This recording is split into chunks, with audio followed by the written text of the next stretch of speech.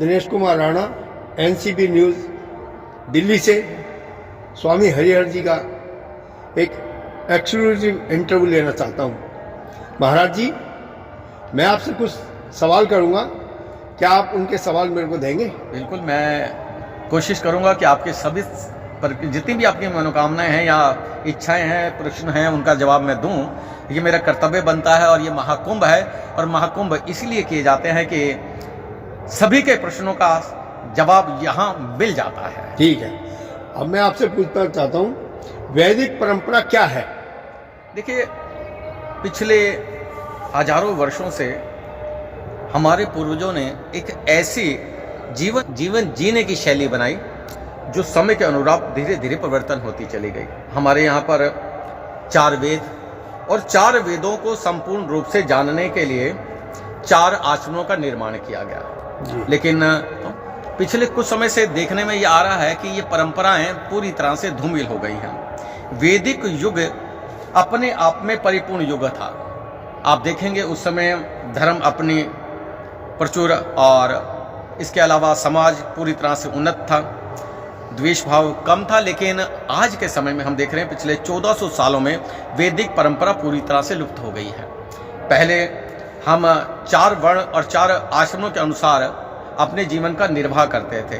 पहले ब्रह्मचार्य का पालन होता था 25 साल की आयु में, फिर गृहस्थ का पालन होता था, फिर उसके बाद में संन्यास और वानप्रस्थ होता था। लेकिन आज देख रहे हैं कि सब कुछ धूमिल हो चुका है, ऐसी कोई परंपराएं नहीं रही हैं, और संन्यास के चलते कुछ ऐसी घटनाएं हो रही हैं जिससे अब हमें पुनः एक बार फिर से वैदिक युग की ओर चलना पड़ेगा। अगर हम वैदिक युग की ओर नहीं चलेंगे तो हमारा हिंदू धर्म, जिसे हम सनातन परंपरा कहते हैं, वो पूरी तरह से मिट जाएगी। मेरा दूसरा प्रश्न ये है कि आप वैदिक परंपरा के साथ चलना सभी को क्यों जरूरी है? देखिए, सबसे पहले आपने कहा कि वैदिक परंपरा की ओर चलना क्यों जरूरी है। देखिए, कहते हैं कि जिस तरह से शरीर के लिए उचित भोजन की आवश्यकता होती है और उचित आहार करने से आप जो है अपने शरीर को बेहतरी से चला पाते हैं, इसी तरह से समाज को भी उचित रूप से चलाने के लिए उचित परंपराओं का होना बहुत जरूरी है। यदि आपके सामाजिक हित को अगर आप चाहते हैं और अगर आपकी परंपरा ही समाप्त हो जाएंगी तो धर्म अपने आप लुप्त हो जाएगा। हमारे वैदिक काल में सबसे पहले एक नियम बना था कि बचपन से लेकर शिक्षा का मेन मोटिव क्या होता है? समाज का हित होता है। लेकिन आज शिक्षा का मोटिव जो है केवल अपना विकास हो गया है। हम अपना ही विकास करते हैं, पैसे के पीछे भाग रहे हैं, और अंत में हमें ये लगता है कि वो पैसा हमारे किसी काम का नहीं आता और वह हमारे परिवारों को समाप्त कर देता है। और एकल परिवार की जो परंपराएं आई हैं उन्होंने बहु समाज को पूरी तरह से समाप्त कर दिया है। अगर हम वैदिक युग में देखें तो एक ही परिवार में पिता, माता, दादा, दादी इत्यादि रहते थे। क्या आज वो परंपराएं रही हैं? माँ बाप के साथ में रहना भी लोग पसंद नहीं करते हैं। बेटा कहीं रहता है, बेटी कहीं रह रही है, और परिवार कहीं रह रहा है, यानी कि छोटे छोटे परिवारों में बट गए, तो वैदिक परंपरा समाप्त होती चली गई है। इसलिए आज के युग में पुनः धर्म की स्थापना के लिए वैदिक परंपरा जरूरी है। पहले बालावस्था से लेकर बच्चे को चाहिए कि वो ब्रह्मचार्य का पालन करे और अपनी शिक्षा पर ध्यान दे। ब्रह्मचार्य का तात्पर्य कहीं से कहीं तक अगर हम देखें तो उसका ये नहीं है कि वीर्य पर काबू करने को ही ब्रह्मचार्य कहते हैं। अच्छी एजुकेशन का होना, यदि 25 साल की आयु तक आप अच्छी एजुकेशन करते हैं, अच्छा व्यवहार करते हैं, तो एक समाज के लिए रीढ़ की हड्डी बन सकते हैं। लेकिन यदि आपके पास अच्छी एजुकेशन ही नहीं होगी और अगर आप अपने प्रथम कर्तव्य को ही नहीं कर पाएंगे तो समाज धूमिल होगा। और दूसरा, गृहस्थ आश्रम सबसे ज्यादा जरूरी आज के समय में। यदि हम देखें, अगर एक छोटा सा सवाल का जवाब देता हूं कि सारे के सारे अगर सन्यासी हो जाएंगे, यदि शंकराचार्य संप्रदाय की अगर हम माने कि बड़ी तेजी से सन्यास को उन्होंने परंपरा को आगे बढ़ाया कि सन्यासी होने चाहिए, उनके लिए कुछ नियम बनाए, गृहस्थ को हटाकर उन्होंने सन्यास को पहले कर दिया, जिसका परिणाम क्या हुआ आप देख रहे हैं कि महात्मा लोग बलात्कार में ज्यादा फंसते हुए नजर आ रहे हैं, जिसकी वजह से हमारे सनातन धर्म पर प्रत्येक समय में उंगली उठती है और सन्यासियों को दिखा कर ये कहा जाता है ये सन्यासी हैं, ये योगी हैं, ये महात्मा हैं, बलात्कार करते हैं। तो ये जो घटनाएं घट रही हैं ये गृहस्थ से दूर होने की वजह से हुई हैं। क्या हमारे पूर्वज मूर्ख थे? क्या आपको मालूम है कि पहले ब्राह्मण जो है शिक्षा देता था, शिक्षा लेता था, अपनी पत्नी के साथ एक जंगल में या गांव के बाहर में एक गुरुकुल बनाकर जो है समाज को शिक्षा देता था। आज उसी परंपरा की जरूरत है, इसी तरह से शिक्षाओं की जरूरत है।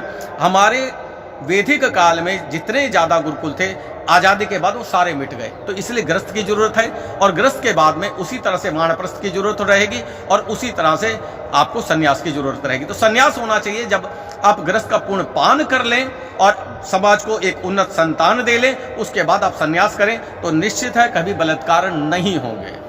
स्वामी जी, मैं आपसे एक प्रश्न और करना चाहता हूँ, क्या महामंडलेश्वर बनाने के लिए कोई नियम नहीं है? देखिए, पहली बात तो ये महामंडलेश्वर नाम की कोई चीज़ है ही नहीं। ये महामंडलेश्वर कहाँ से आया, बड़ा सोचने वाली बात है। असल में होता क्या था कि अखाड़ों की परंपराओं में उनकी पूजा करने के लिए योग्य ब्राह्मणों को नियुक्त किया जाता था, और मान लीजिए कि अगर आपके यहाँ पर 5 ब्राह्मण पूजा करा रहे हैं तो उनको संभालने के लिए एक उचित ब्राह्मण ऐसा भी होता था जो आचार्य के रूप में होता था, जिसे हमारे यहाँ पर धीरे धीरे महामंडलेश्वर से आचार्य महामंडलेश्वर बना दिया गया। ये लोग पूजा कराने वाले लोग होते थे, लेकिन आज परंपराएं बदल गई हैं। आज किसी एजुकेशन की जरूरत नहीं है, आज किसी तरह की सिद्धियों की जरूरत नहीं है, किसी ज्ञान की जरूरत नहीं है। अगर आपके पास पैसा है, 21 लाख, 11 लाख, 1 करोड़, 1.25 करोड़ देकर आप देख रहे हैं अखाड़ों में चल रहा है। मैं नहीं कह रहा, सबको पता है, कुछ नहीं छुपा है। चांदी की कुर्सी पर बैठने के लिए प्रत्येक व्यक्ति जो है लालयित है, और उसे समाज के हित के लिए कुछ नहीं बनना है, समाज का हित नहीं करना है, लेकिन उनको चांदी की कुर्सी पर बैठना है, महामंडलेश्वर बनना है, जिसकी वजह से समाज धूमिल हो रहा है। समाज ही नहीं, संत समाज भी धूमिल हो रहा है। ये जो परंपराएं चली हैं, इसका विरोध होना चाहिए। हमें किसी प्रकार के महामंडलेश्वर की जरूरत नहीं है। गोरखनाथ जी ने कहा था कि अलग झोली पलक खजाना, भूख लगे तो मांग के खाना। क्या हो रहा है? संन्यास में कहा गया है 4 घर से 3 घर से भोजन मांगने की परंपरा है। क्या हो रहा है? आज सन्यासियों के पास सबसे ज्यादा पैसा है, आज महात्माओं के पास सबसे ज्यादा पैसा है। अब कुंभ में देख लीजिए, 300 करोड़ के यहाँ पंडाल आपको नजर आ जाएंगे। तो ये पैसा कहां से आता है? क्या इनकी फैक्ट्रियां चल रही हैं? लेकिन नहीं, चांदी की कुर्सी पर बैठने के अहम के वजह से आज सन्यास धूमिल हो रहा है। आज जो है जितनी भी ये हमारी परंपराएं धूमिल हो रही हैं, इस पर बिल्कुल महात्माओं को काम करना होगा, नहीं तो हिंदू धर्म समाप्त हो जाएगा और लोगों का विश्वास इन महात्माओं से उठ जाएगा। महात्मा जी, एक चीज और बताइए, गृहस्थों का खाने के पश्चात भी महात्माओं का गृहस्थों को ही गाली देना, ये क्या उचित है? हाँ, मैं देख रहा हूँ कुछ दिनों से कुछ वीडियोस कुंभ मेले में भी आए हैं कि गृहस्थ में ये कमी है, गृहस्थ फलाना है, ढिकना है, लेकिन ये महात्मा भूल जाते हैं कि जो ये राशन आ रहा है ना, ये गृहस्थों का आ रहा है। हमें इस चीज़ को याद रखना होगा। और बिना गृहस्थ के, मैंने भी बताया ना कि जैसे 3 घर से मांग कर खाना, ये सन्यासी और योगियों के लिए बना था, लेकिन वो परंपराएं धूमिल हो गई। गुरु गोरखनाथ जी ने कहा था अलग झोली पलक खजाना, भूख लगे तो मांग के खाना, लेकिन ये परंपराएं समाप्त हो गई हैं।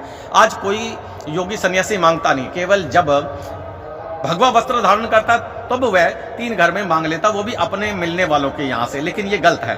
सन्यासी योगियों को हमेशा मांग कर खाना चाहिए, नंगे पैर रहना चाहिए, और हो सके तो इस समाज से दूर रहना चाहिए। ये परंपराएं अगर जीवित रहेंगी तो वानप्रस्थ जीवित रहेगा। यदि आपको समाज में रहना है तो गृहस्थों का अगर आपको खाना है तो उनके निमित्त आपको साधनाएं, योग्यताएं भी करनी पड़ेंगी, तभी गृहस्थ आपके साथ जुड़ पाएंगे। महाराज जी, एक चीज और बताइए कि गृहस्थों का खाकर और गृहस्थों को गाली देना, महात्मा आज के युग में क्या माया से छूटे हुए हैं? देखिए, माया से कोई नहीं बच सकता है। माया से बच पाना असंभव है, लेकिन ऐसा नहीं था। हमारे वैदिक काल में बड़ा आसान था, गृहस्थ व्यक्ति भी माया से दूर हो जाता था। क्यों? क्योंकि वो गृहस्थ जो थे वो सन्यासी थे। मानसिक रूप से सन्यासी बनने की जरूरत है, वस्त्रधारी सन्यासी की जरूरत नहीं है। हमारे पूर्वज, हमारे वैदिक काल से जो पूर्वज इतने समय से वेदों को संभाल कर बैठे हुए थे, वो परंपराएं, निश्चित वैदिक युग की परंपराएं आज समाप्त हो गई हैं, जिसकी वजह से ऐसी प्रॉब्लम्स आ रही हैं। आप देखिए, मैंने कहा ना कि गृहस्थों को खाकर गृहस्थों को ही गाली दे रहे हैं, चाहे वो योगी हो चाहे सन्यासी हो। तो ये जो हो रहा है ये बहुत गलत हो रहा है। आज फिर से समाज को जरूरत है कि हम एक नई परंपरा की ओर चलें, और वह परंपरा नई नहीं है, वैदिक परंपरा है। जब तक हम वैदिक परंपरा की ओर नहीं चलेंगे तब तक हमारा समाज, हमारा धर्म पूरी तरह से सुरक्षित नहीं रहेगा। वैदिक युग को लेकर आप क्या बदलाव कर सकते हैं? देखिए, पहली बात तो वैदिक युग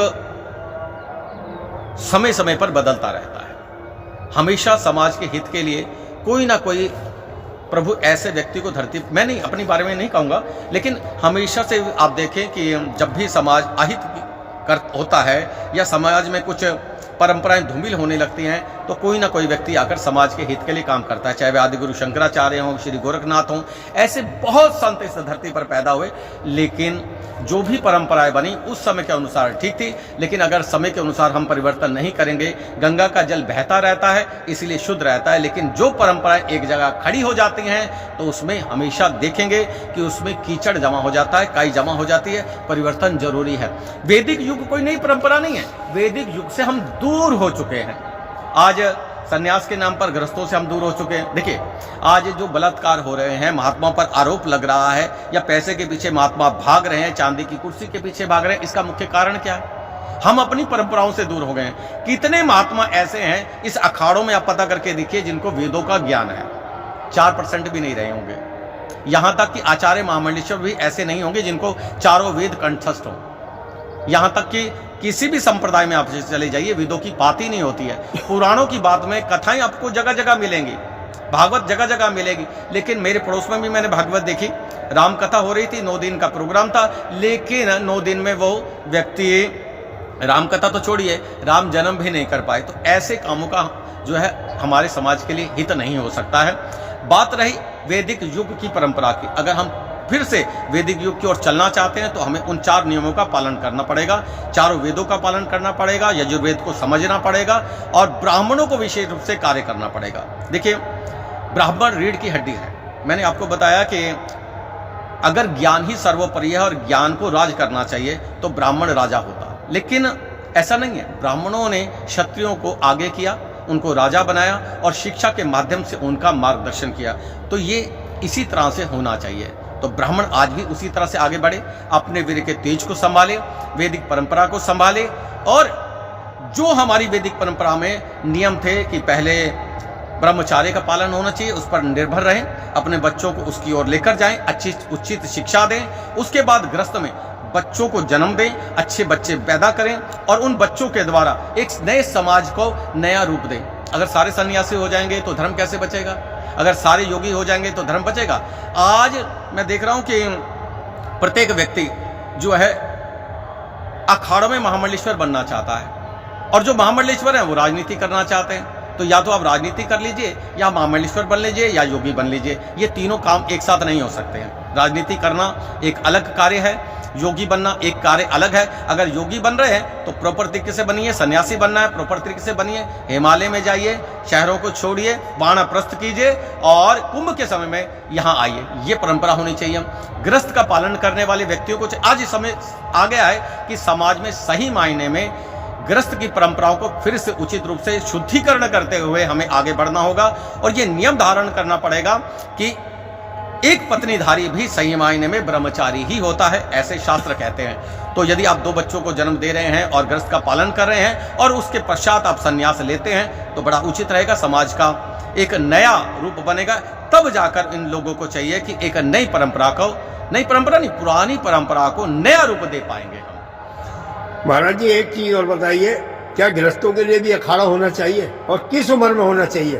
देखिए पहले मैं आपको बता दूं कि गृहस्थ अपने आप में अखाड़ा है। जो लोग दूसरों का पेट पालते हैं, आप देखिए ना, यहाँ पर हम जो भी राशन खाते हैं वो गृहस्थों का खाते हैं। जो भी हमारे पास अन्न आता है हम भिक्षाटन करके खाते हैं। लेकिन आज भिक्षा का नाम तो रह ही नहीं गया। आज तो महात्माओं के पास जितना पैसा है उतना पैसा किसी के पास नहीं है। मैं अपनी दुर्गा सप्तशती में जब मैंने लिखी थी उसमें लिखा था कि साध भाई अब चोर हैं, चोर भाई अब साध, हरिहर देखिए साध के साहूकार से ठाठ।